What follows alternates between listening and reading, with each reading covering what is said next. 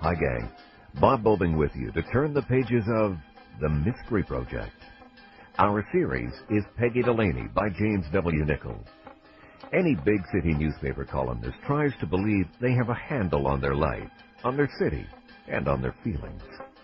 But this time, Peggy finds fear sitting next to her, and in her efforts to battle it, discovers, graphically, that other people live with it to the end of their lives. Episode 4 of Peggy Delaney, My Brother's Keeper, starring Kyra Harper in the title role. Hello there. You've reached Peggy Delaney, Toronto Tribune. If you have something confidential you want to pass on, just leave your name and number. Walls have ears. I'll get back to you. If you're calling to give me fulsome, unqualified praise for my columns, please feel free. If you're calling to scream at me, fascist, communist, cop-loving, cop-hating, pro-lesbian, anti-lesbian, crypto-Bay Street swamp pig, go for it. After all, this is a quasi-democracy. Hi, Peggy. I think you're great. I bet you don't know what I'm doing now. Morning, Miss Delaney. Hi, Nick. Just reading the competition. Did you buy it or steal it? Bought it. Oh, yeah? I always line up behind somebody else and grab the door before it springs shut.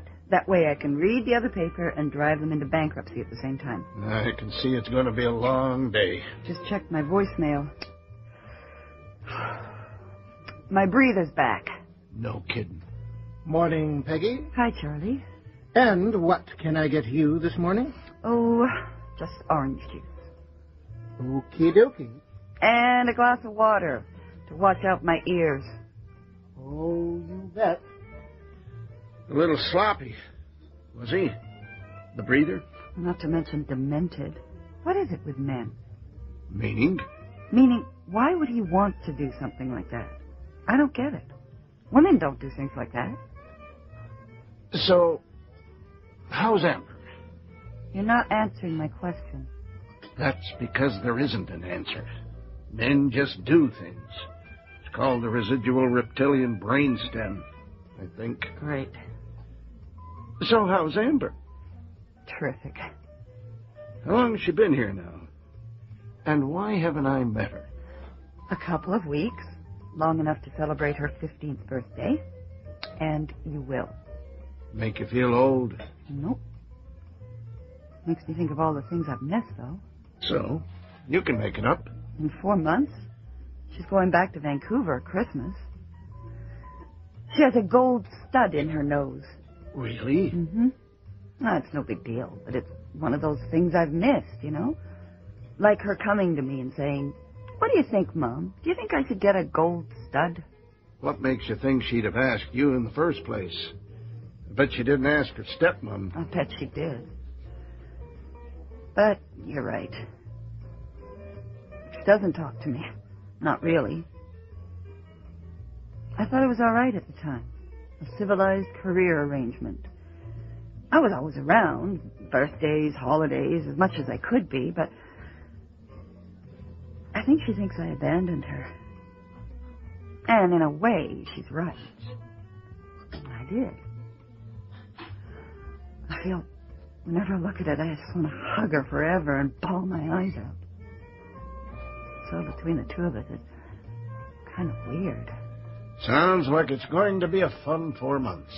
Mr. Bauer, there's a call for you. Okay. I'll be right back. And a special Peggy Delaney orange juice for you.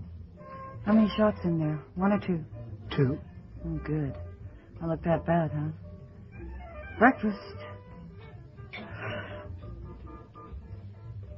Oh, we gotta stop doing this, Charlie.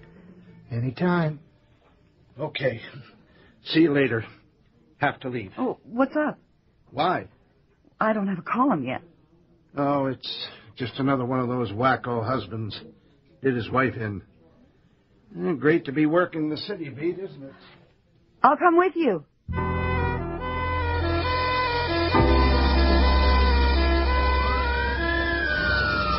Never could understand why they use the siren when the person's dead. What's the rush? Where are the kids? A sister-in-law's place. A neighbor told me she saw the two of them go screaming up the street. Uh-huh. A 7-year-old boy, 4-year-old girl.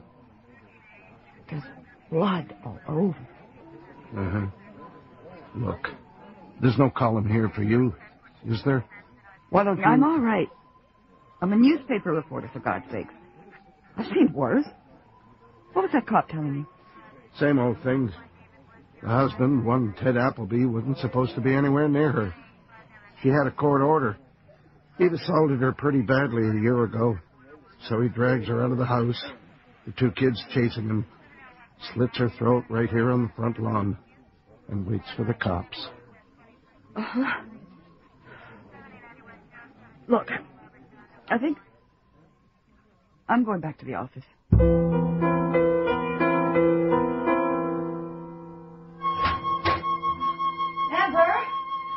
Amber, are you in here? Amber! Hi, Mom. Oh, hi. Look, how many times do I have to tell you? You have to lock the door when you're in the apartment. Sorry. When you leave, you lock the door. When you come back in, you lock the door. You lock it. Okay. What's wrong with you, anyway? You want a coffee? No. Anything? No. Oh, maybe I'll just have something cold. Maybe you should have a herbal tea or something. How come you're home, anyway? I thought you said that... I got worried about you going down to the beach alone. I was just down there. I couldn't find you. Going to the beach? Mom, it's 2 blocks. You live on the beach. I know. I saw something this morning, and I just wanted to make sure you were all right. That's all. Call me stupid. I've got breathers. I've got dead people there. What's that? What? That. My God, someone's in our bathroom. Oh, that. That's just... Oh, hi. Wedge. Wedge? This is my mother, Peggy Delaney. Very nice to meet you, ma'am. Where did he come from? Vancouver. Oh? When? About 5 days ago. Oh. So I suppose, obviously, you two are friends? Oh, yeah. I was gonna, talk to you. When? So, where have you been staying, Wedge? On the beach.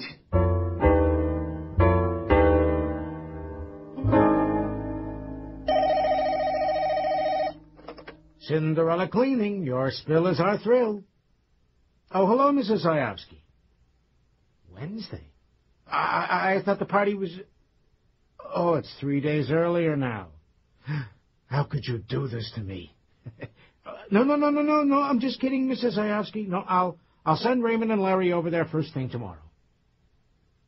I love you, too. Bye-bye. Oh, look, it's Mother Goose. Shut up. Suddenly I have a premonition things aren't going too well. Things are fine. Good. Mr. X has shown up. Pardon? This stupid, hulking 16-year-old ex-boyfriend from Vancouver with 2 gold studs in his nose has followed Amber here. Uh-oh. He's been sleeping out on the beach. Apparently he can't live without her. Oh. I heard you. So, did you know about this, what's his name? Wedge. Wedge? I knew she had this boyfriend, but I haven't seen her for about half a year, you know. I mean, what's she going to tell me on the phone? What's she going to tell me anyway? Oh, come on. She just said she had a boyfriend, but they broke up. It didn't sound like any big deal, at least not to her. But apparently it's a big deal to him. He's been sleeping on the beach for 5 days. She's been feeding him. Oh. Well, maybe she figures if she's nice to him, he'll go away. I drove him over to Covenant House. They'll give him a bed there, and maybe they can get him emergency welfare for a few days. But he says he can't live without her. He said that to me. And then his eyes went kind of hooded. Give him a job. Pardon? Give him a job. So he has some place to go. So I know where he is during the day, so I don't worry myself sick, okay? How do I know he isn't unbalanced? How do I know he's not one of these guys that, if he can't have Amber, then nobody will? You're being ridiculous. You don't know that. You don't know anything about him. He's probably just this big, goofy kid. I know. But look at me. I'm a basket case. My nerves are shot. If anything happened to her... Okay. I'll give him a job. This is just ordinary, everyday parent stuff, you know? You're just not used to it. Parents think about these improbable scenarios all the time. It goes with the territory. Uh-huh. Basket case, eh?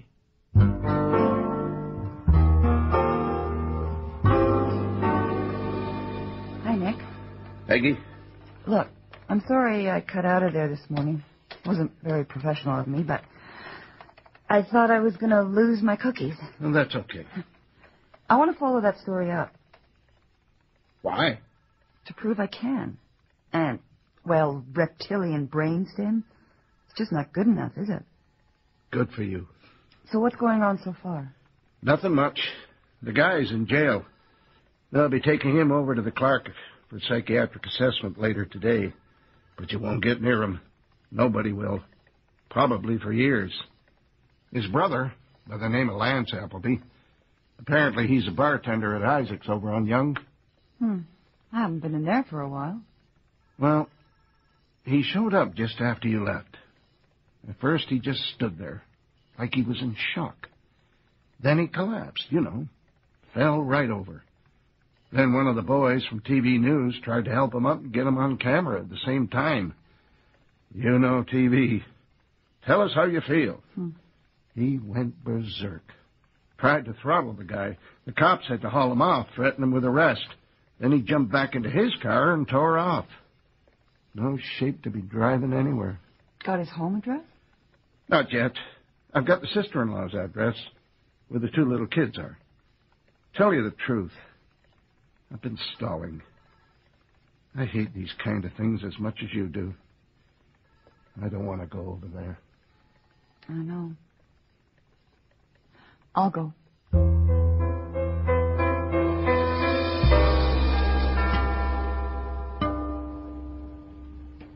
Hello. Michelle Appleby? I'm Peggy Delaney, a columnist for the Toronto Tribune. I know. I recognize you. Oh, I wonder if I could talk to you for just a moment. I'm not Michelle Appleby. I'm her next-door neighbor, but I don't think so. Well, she's been swamped by reporters all day. Who is it, Joan? It's that Peggy Delaney, Michelle, from the Toronto Trib. I know it's a terrible time, but if you'd be kind enough to just give me a couple of minutes. It is a terrible time. How are the kids? Traumatized. I've had a counselor with them most of the day. So, you write those columns? Uh-huh. And I'd just like to ask a couple of questions about their dad. I'll tell you something. They should bring back the death penalty. Give women some real protection. Put that in your column. Shh, the kids will hear. They're just in the other room, playing with my daughter. Joan's right, though. There's a war going on. Oh? Between who? Come on in, then. So, I understand she had a court order for him to stay away. Those things aren't worth the paper they're written on. That's what I mean. There's a war going on. How many murdered women would you say have had those kind of orders? Quite a few. So you knew there'd been a history of trouble between them? Of course. Even after I divorced my husband, I kept in touch with her. She was the sweet, naive type. Battered woman syndrome. She probably didn't start off like that. And you were married to? Lance, his brother. So I take her out and we talk. When she told me what was going on, it didn't surprise me. Not really. I tried to give her the best advice. Michelle! Michelle! Oh, God, no. Where are the kids? You can't come in here. Are the kids here, Michelle? I need to talk to them. Well, you're not going to. You're drunk. Get out. Who's this? Lance. Come on, Michelle. I've got to. I know they're here. I've got to tell them. It wasn't his fault. It just wasn't his fault. For Christ's sake! Don't you think they've had enough for one day? Now get the hell out or I'll call the cops. Oh, Jesus.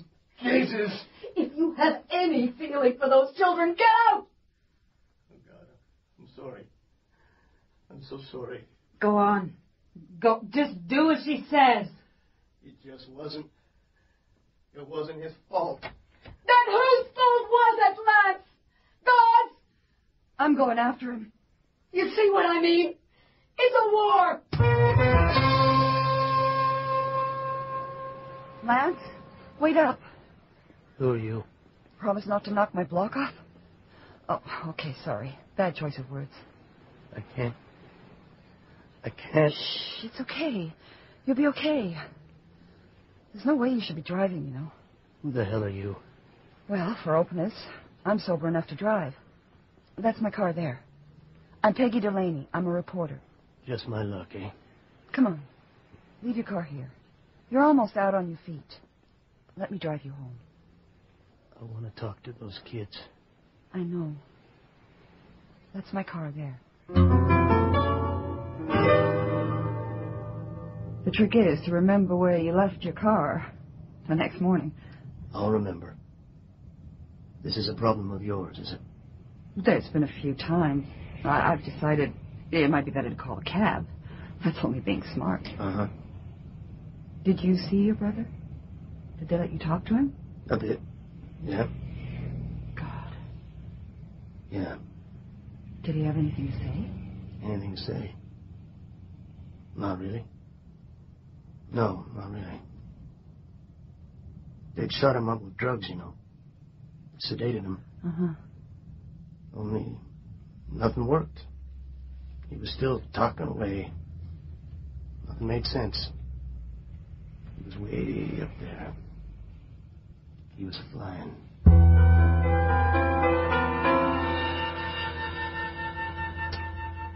There you go. Your place. Thanks. Thanks for not throttling me. What? I heard you took exception to a TV interviewer earlier today. I lost it. No, you didn't. Anyone would have felt the same way. You didn't lose it. Lance, I'm trying to get a handle on this. Help me, please? Do you have any idea what tipped your brother over? I mean, being angry, enraged, it's one thing, isn't it? But where he ended up, that's a whole different country.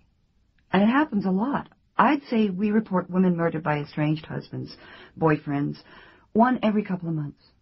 Uh-huh. Do you have any idea at all what was going on in your brother's mind? No, I don't. Lance, you said it wasn't his fault. What did you mean? Look, I gotta get some sleep. Good night.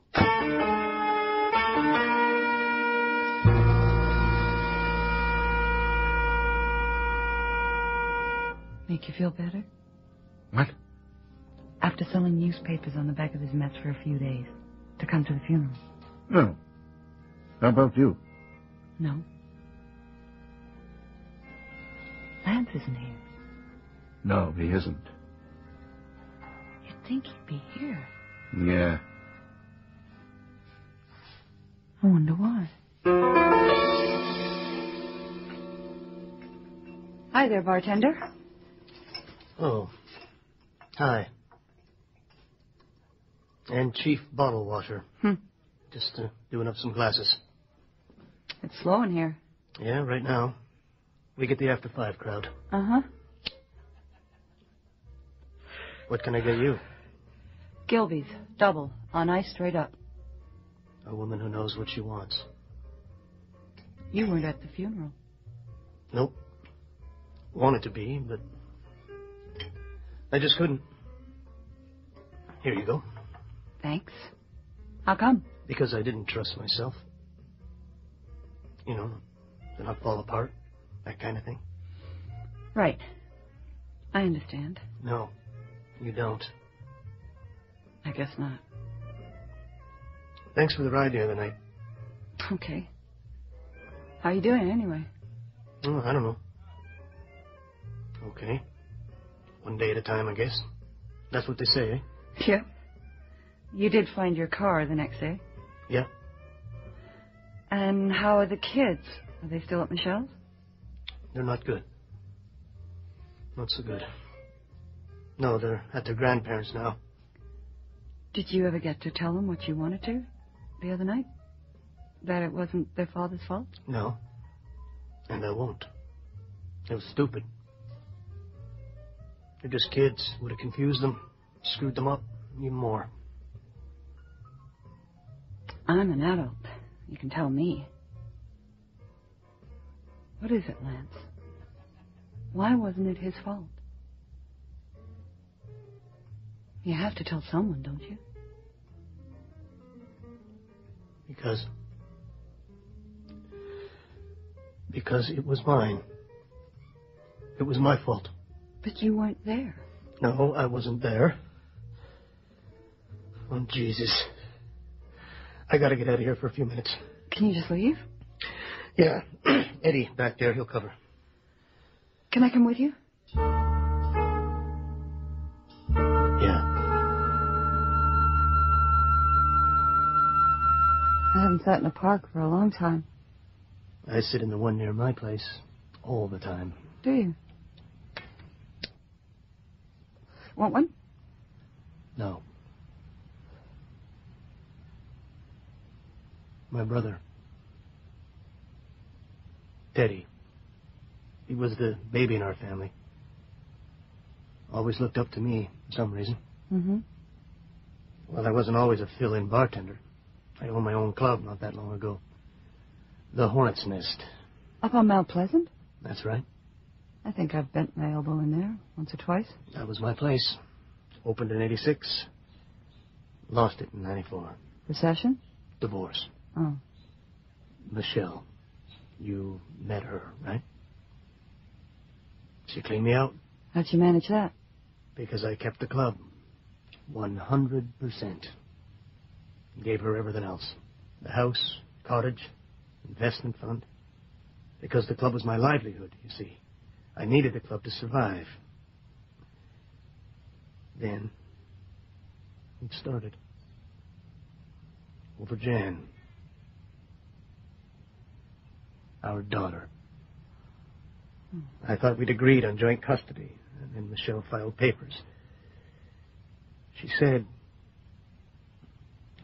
I'd molested my daughter. Oh, Jesus. I fought her. Lawyers, expert witnesses. Lost the club. Everything doing it. And, at the end of the day, it didn't matter, because the finding was inconclusive. That was the judgment.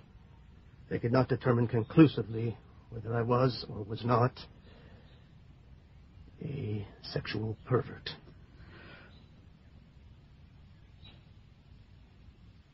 I never touched my daughter. I can only see her when there's a child care worker present. I'm afraid to hug her, touch her. And now, my own daughter won't look me in the eye. Lance, I'm sorry. Lance, I don't understand what this has to do with your brother. Because the injustice of it killed me. And I became poisonous. I knew Teddy had been pushing his wife around for years. Not a lot, but he didn't seem too serious. I didn't want to interfere. To tell you the truth, I didn't even want to know. I was over to his place. Over a year ago now. Her face was out to here. Eye closed. This was after Michelle had taken me to court for molestation. And Teddy told me. He said, I just needed to smarten her up. And I was so full of hurt and anger at anything in skirts. I said, I'm sure she deserved it, Teddy. And then a couple of nights ago. The night before he killed his wife. He came over to my place. He said he was afraid he was going to do something bad. He was going over there because he had been ordered by the court by this time to stay away. And he was going to do something bad. And I was on my way out to talk to this guy about a partnership in the club, so I just kind of brushed him off. I said, "Don't give her the satisfaction, buddy." And I left him there. I left him there. So it was your fault, too. Oh, God. I could have kept him with me. Talked to him. Done something. I was so full of my own wreckage. I turned away. For years, you know. For years. I let my sister-in-law down.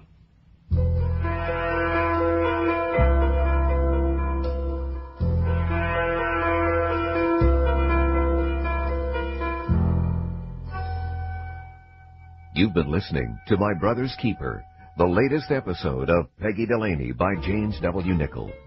Featured in the cast, you heard Kyra Harper as Peggy, Caterina Scorsone as Amber, J.W. Carroll as Nick, John Stalker as Bernie, William Colgate as Charlie, Daniel DeSanto as Wedge, Randy Hewson as Lance Appleby, Angela Guy as Michelle Appleby, and Fern Downey as Joan.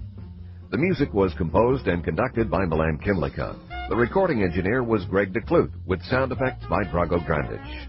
The associate producer was Leanne McDonald. Our coordinating producer is Barry Morgan. The program was produced and directed in Toronto by Bill Howell, the executive producer of The Mystery Project. I'm Bob Boeving, thanking you for listening.